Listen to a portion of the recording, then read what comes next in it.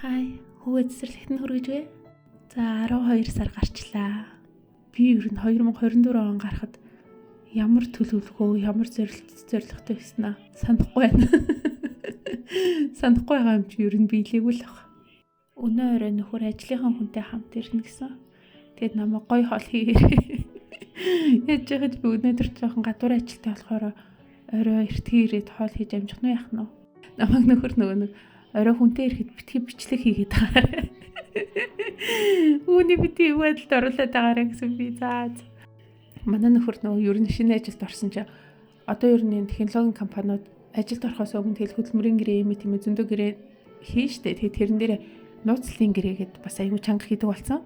Компанийн ажилчдын бас нэг үүрэг нь компанийн технологи, патент зэрэг чухал зүйлсээ одоо гадагшаа алдахгүй хамгаалах нэг юм болчиход байгаа байхгүй. Тэгэхээр ер нь нууцлал аюу өндөр мэдээлэл гадагшаа задруулах айл эсвэл бүр ажлын байран дээр уцаараа, хувийн уцаараа зураг бичлэг хийх нь хүрт баг хориотой. За тэгээд мэдээллийг аман байдлаар бусдад ярих ч юм уу. Эдгээр амир их л нууцлалын гэрээ байгуулсан гэсэн. Тэгээд надаас хүртэл нуугаад байгаа ч гэх шиг. За би өнөөдөр сургууль дээр ирж бүртгэл хийх хэвээр. Юм бүртгэл вэ гэхээр би одоо Хятадын засгийн газрын тэтгэлэг оюутан байхгүй юу? Одоо тэгэхээр миний сургалтын төлбөр, амьдрах зардал, сар бүрийн стипенд гээд 3500 yen буюу сая 700 мянган төгрөг надад өгдөг байхгүй юу? Яг ингээд бүтэн тэтгэлэг гэсэн үг. Тэгэхээр би одоо тэгээд стипендийн хөмгийг авахын тулд сар болгон сургууль дээр ирээд би энэ оюутан байгаа шүү. Бээжинд гэртээ байгаа шүү. Тэгээд тэрийг батлаад ингээд сар болгон сургууль дээр бүртгэл хийлэгдэг байхгүй юу? Тэгээс биш өнгөрсөн жил бол миний ер нь үзэх ёстой кредитүүд дуусгацсан юм бэ. Тэгээд энэ семестр болохоор гэрээрээ удирдагч багшийнхаа удирдлагаар тэгээд судалгаа хийж байгаа юм. Хятад улс ер нь дэлхийн маш олон оронд за тэгээд тэр тусмаа бүс ба замын орны оюутнуудад олон төрлийн тэтгэлэг зарлаад тэгээд маш олон улсаас ингээд Хятадд тэтгэлгээр сурах боломжтой байдаг байхгүй юу?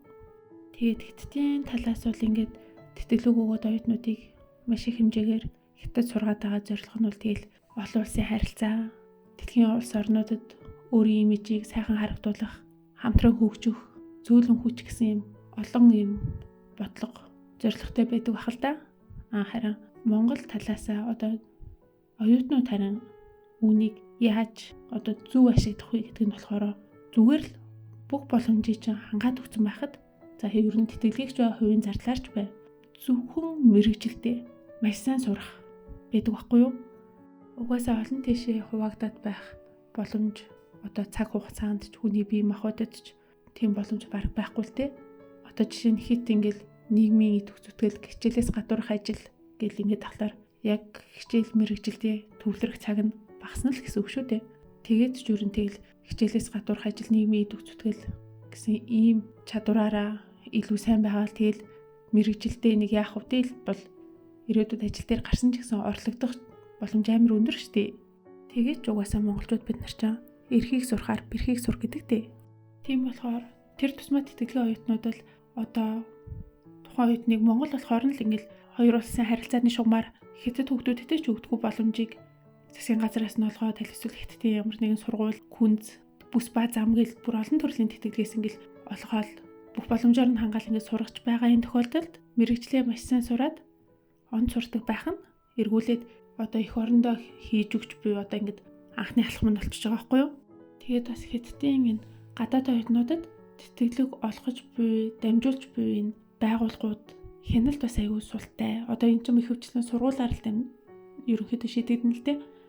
Бас зарим нь хяналт нэлээд султай байгаа юм шиг санагддаг. За энэ нь юугаар илэрх вэ гэхэлэр зуучлагч байгууллагууд, хувь хүмүүс маш их байдаг. Тэгээд эндээс харагдчихж байгаа байхгүй юу? Тэтгэлгийг зуучлан тэр боломжийг зааж өгнө гэдэг нь бас нэг талдаа бас яг тийм шударгуугүй бол бас хэцүү. Нэг талдаа нөгөө нэг өөр бусдад боломж байдаг шүү гэдгийг харуулдаг байгаа хэрнээ. Яг үнэндээ энэ тэтгэлгийг олно гэдэг чинь бас өөрөө өрсөлдөөний нэг хэлбэр шүү дээ. Тэтгэлэг сургууль мэрэгчлэгийг хүний өмнөөс олж өгнө. Тэгээд тэрэндээ зуучлана. Бас ялгаагүй өөрсдөө тэтгэлэг гаргаагүй юм чинь тэр чинь бас сургуулийн хариуг л хүлээгээл сургуулиудаас гуйгаал ингээл таньдаг багштайгаа холбоо харилцаа тогтоож гол бас үзээд байгаа шүү дээ. Тэгээд тэр чинь ямар ч 100% биш. Тэгээд зуучлалынхаа хөлсийг аваад хүүхдүүдийн материалыг нэмж засч чадах юм байвал засаад явуулна. Тэгчээд өчнөө олон хүүхдийн материалыг тэгж янзалж ингэсээр байгаад тодорхой хэмжээний нэг туршлагатай болсон. Тэгээд хүүхдийн материалыг явуулчих чам. Тэнгүүт нөгөө талдаа тухайн тэтгэлгийг өөрийн хүчээр болсон өөрөө материалаа бэлдээд явж байгаа хүүхдүүдийн хооронд дийлэнх сургуулиуд яаж харах вэ гэвэл материал нь бүрэн эмгэгцэгцтэй байвал багш нар өөрсдийнхөө ажлыг хөнгөвчлөөд авчин штий. Жижиг сургуулиуд гадаад хүүхдүүдийг ингээд нарийн шалгаж улам сайныг сургаад сайжруулж төгсгөх гэхээсээ илүү одоо сургуультай улсаас мөнгө татах, улсаас санхүүжилт татах сонирхол нь бас арай илүү болов гэж харагдаад идэв. Тийм болохоор л олон зуучлалын байгууллагууд тийм сургуулиуд руу оюутан оруулж мөнгө олох зорилготой байдаг бахал та. Гэхдээ бас нөгөө талаараа бодоод үзүүлээ чи хүүхдэд боломж олгоод байгаа юм шиг нэрийн дор за тэгээд дөрөв хэлсний дагуу шудраг бус өрсөлдөөнийг үүсгэжээ. За тэгээд өөрөө чадлаараа тэтгэлэг авалгүйгээр мөнгө төлөөд тэтгэлэг аваад тэгээд нэг амжилттай сурч чадаагүй оюутнууд эргэж их орондоо ирэл тэгэл мөнгө төлөөл өөрөө чи урд зогсно л гэсэн үг бах та. Тэгэхээр яг юу хэлэх гээд байна гэхлээр за хятад бол маш олон төрлийн тэтгэлэг зарладаг, маш олон газраас зарлж байна. За тэгээд энэ боломжийг интернетээс ямар ч хүн өөрөө олоод судлаад авчих боломжтой. Тэгээд заавал зуучлалын газарт зуучлалын мөнгө төлснөөс тэр мөнгөөрөө эхний жилдээ өөрийнхөө сургалтын төлбөрийг дагаад нэг жил хэлний бэлтгэл үүсчээд хэлэн сайжраад одоо хятадыг мэдээд сургуулаа мэдээд эхлэхээрээ дараа жилээс нь өөрийнхөө хүчээр тэтгэлэг хайгаад тэтгэлэгт орохыг зорих нь хамгийн зөв л ахал та. За бай бай.